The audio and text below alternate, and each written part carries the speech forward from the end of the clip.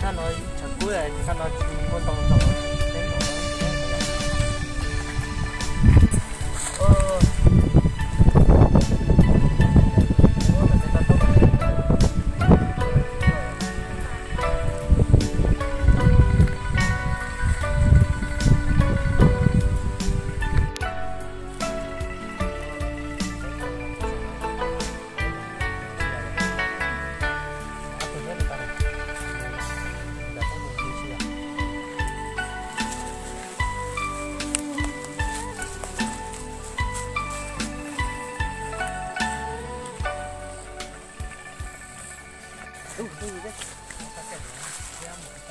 bây giờ cái gì cái này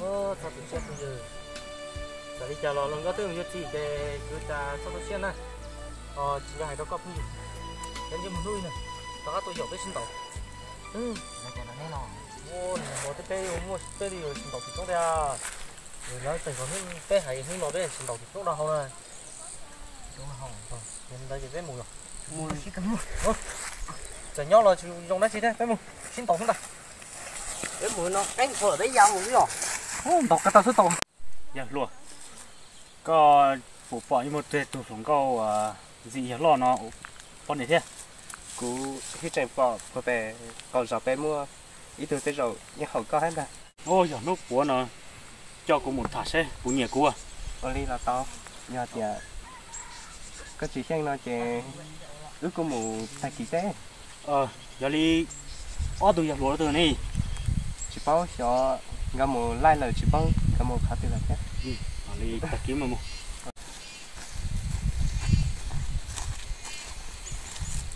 ô ơi rồi lấy lò cái lò nó lấy mù á chị là lấy chị tao nó này giờ lò lai thằng con nó chỉ cho tin hành là tạnh cọ nó cái xin chỉ tị trong nó một tiền lót lên từ chuyển hay cha của tiền lót nó thế mua tranh tiền lót giờ u lấy chả nó lấy to thằng con chả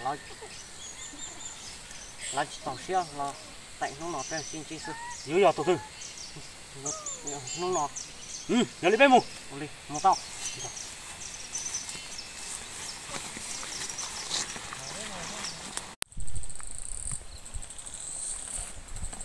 dưới giờ khó từ tao cái mà tao dưới tao chỉ tao cũng giờ tao thế này rồi bỏ cho luôn bây giờ lúc trong sổ nhớ là rồi đi một tô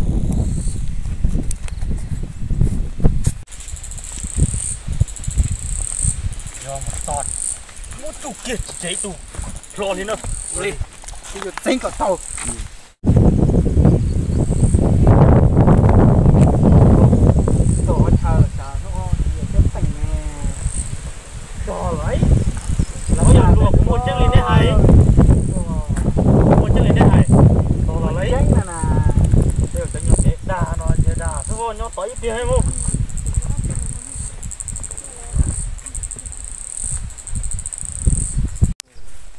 thôi giờ lo cho một tài chọn xe lên xe bé lên của ca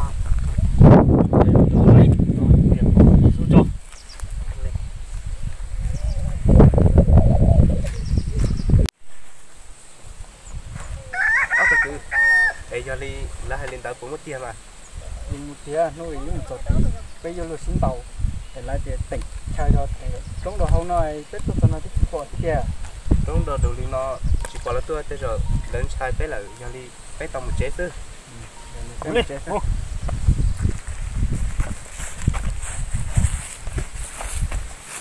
bé chỉ tông chơi này đi con này hại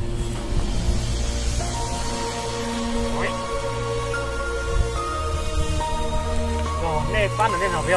Đó là này mua trong sụp chơi điểm, này mình chỉ có bé gì có sẽ tỏ tài này. Đây bán ở đây, cái không nhất tống như đâu. Giờ này mua có đủ tiền nó, chụp vô. Giờ là cái con qua nhà tôi trâu bé đó. 那包那好得看到，如果是挖不看到，弄开拿起拿起背，腰里的高低的。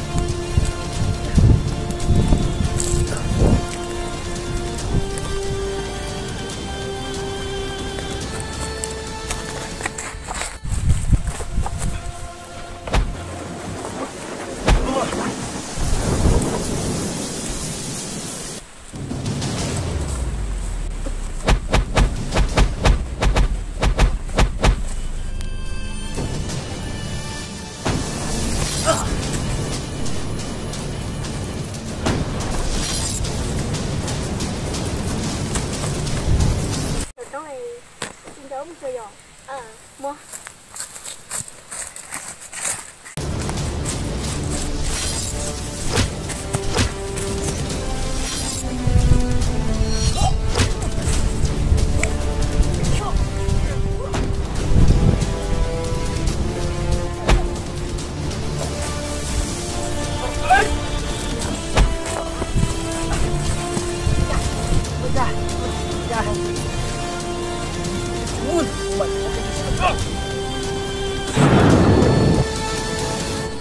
各位呀，走！结果扔那个做。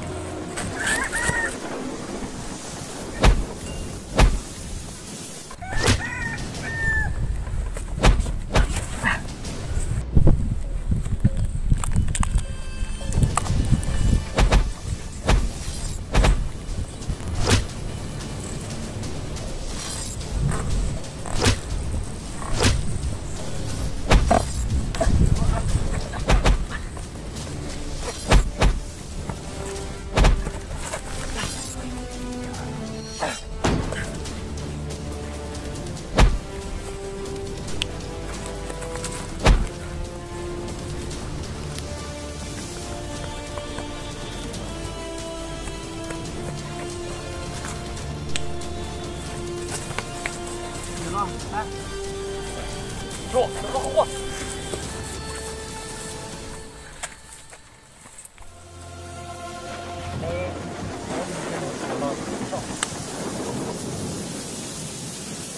哎，叫我看了。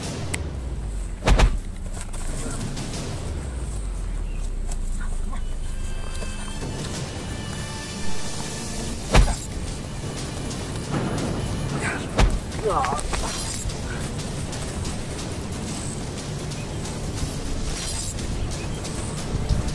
喝这个。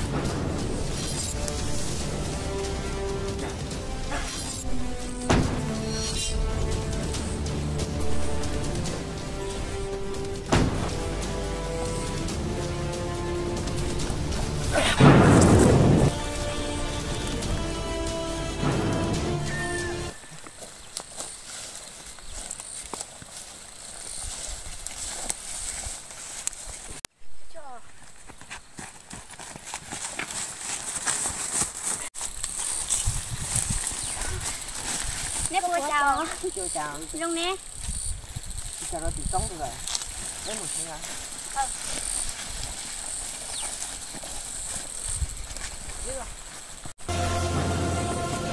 Cái là thế nào?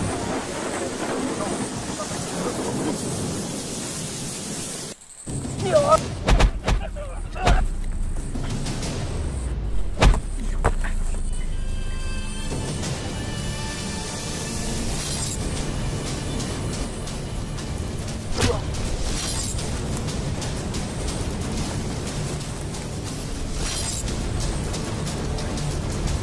Trời ơi!